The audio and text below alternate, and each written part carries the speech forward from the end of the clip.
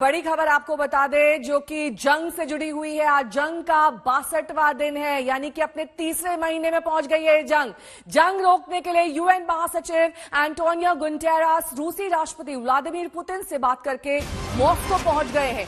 लेकिन इस मुलाकात से पहले यूएन में रूसी प्रतिनिधि दिमित्री पोलेंस्की ने साफ कर दिया कि अभी सीज फायर का सवाल ही नहीं है। पोलेंस्की का कहना है कि सीज फायर का इस्तेमाल यूक्रेन अपनी फौज को फिर संगठित करने में कर सकता है। रूस ने मारियोपोल के अज़ोवस्टल स्टील प्लांट से लोगों को निकालने की डील फेल होने के लिए भी यूक्रेन पर दोष बढ़ा, यानी रूस फिलहाल हमला रोकने के पक्ष में नहीं दिखाई दे रहा है।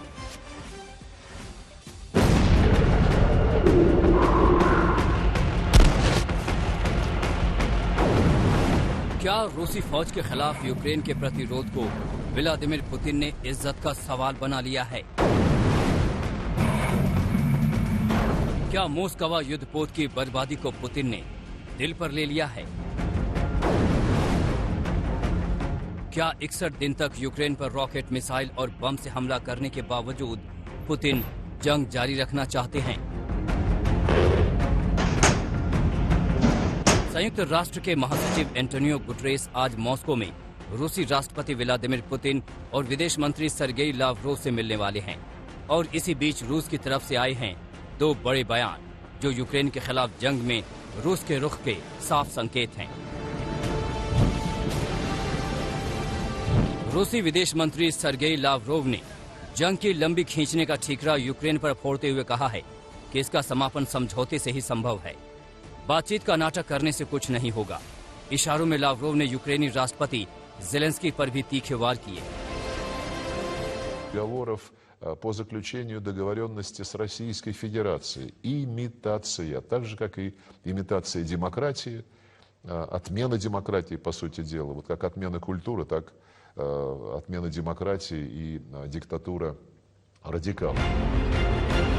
उधर यूएन में रूसी प्रतिनिधि दिमित्री पोलेंस्की ने साफ कह दिया है कि अभी युद्ध विराम का कोई सवाल नहीं है, क्योंकि सीज फायर का फायदा यूक्रेन अपनी फौज को फिर से तैयार करने में कर सकता है।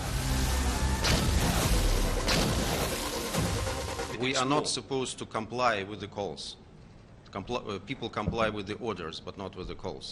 So there was a call for ceasefire, and we opened humanitarian corridors which are not being used by Ukraine, and Ukraine is also compromising our efforts to open these corridors. So we don't think that ceasefire is a good option right now, because the only advantage it will give possibility for Ukrainian forces to regroup and to stage more provocations like Bucha, like I Polanski का बयान ऐसे वक्त में आया है जब UN chief Moscow में हैं। यूएन में रूसी प्रतिनिधि से जब पूछा गया कि क्या युद्ध विराम में यूएन का कोई रोल हो सकता है, तो सुनिए उनका जवाब। There is a role for everybody who really can convince Ukraine to adopt the decisions that will be for the benefit of this country. But there is not a role for anybody who would try to use ceasefires and other things to strengthen the positions of Ukrainian army and to stage more provocations, directly or indirectly.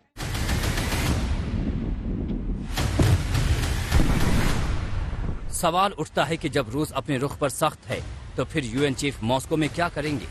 Antonio Guterres की कोशिश है कि किसी तरह रूस युद्ध विराम के लिए मान जाए, ताकि यूक्रेन में बर्बादी रुके और मानवीय मदद को तेज किया जा सके।